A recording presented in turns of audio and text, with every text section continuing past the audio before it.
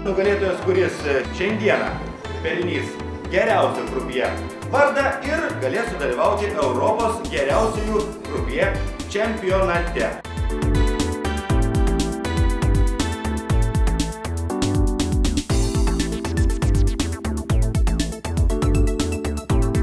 Darbas pirmiausia ypatingas tuom, kad žmogus turi pasižymėti atidumu, turėti begalę labai skirtingų įgūdžių, kurie reikalingi tam, kad šitą darbą atlikti profesionaliai.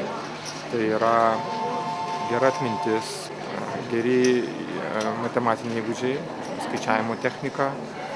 Paskui, aišku, yra technika susijusi su žaidimo vedimu, tai yra dalinimas kortų, svetingumas žmogaus santykyje su svečiu arba su lošėju, žaidėju, kuris yra prie stalo.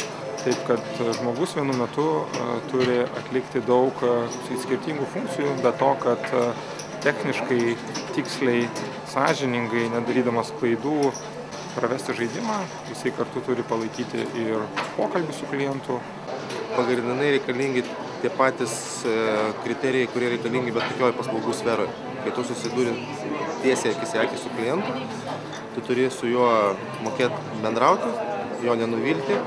Kazino dar yra ypač, sakykime, gal padidintas emocijų krūvis iš klientų pusės, džiaugsmo arba nusivylimų.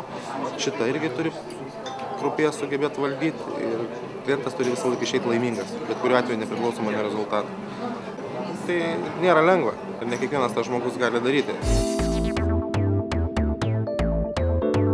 Šis čempionatas vykstantis šiandien, aišku, leis mums save pasilyginti vieni su kitais. Tai yra 4 bendrovės, kurios varžosi, yra atsiuntusios į šitą čempionatą geriausius savo krupjė.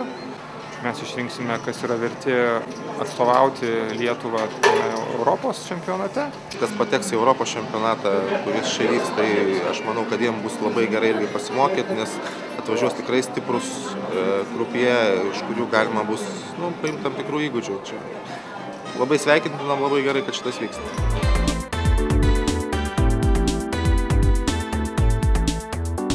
O aš jaučiuosi labai puikiai, iš tikrųjų, tai visiškai nesitikėjau dėl to, kad net specialiai nesiruošiau iš viso. Šiaip puikiai labai jaučiuosi, iš tikrųjų, ačiū. Žinokit, darbas nėra lengvas iš tikrųjų šitas. Dėl to, kad, tai visų pirma, tu visą laiką turi bendrauti su žmonėm, privalai prekinį išvaizdą palaikyti tokią, privalai gerai atrodyti, privalai būti pasitempęs visą laiką. Tai pakankamai sudėtingas darbas.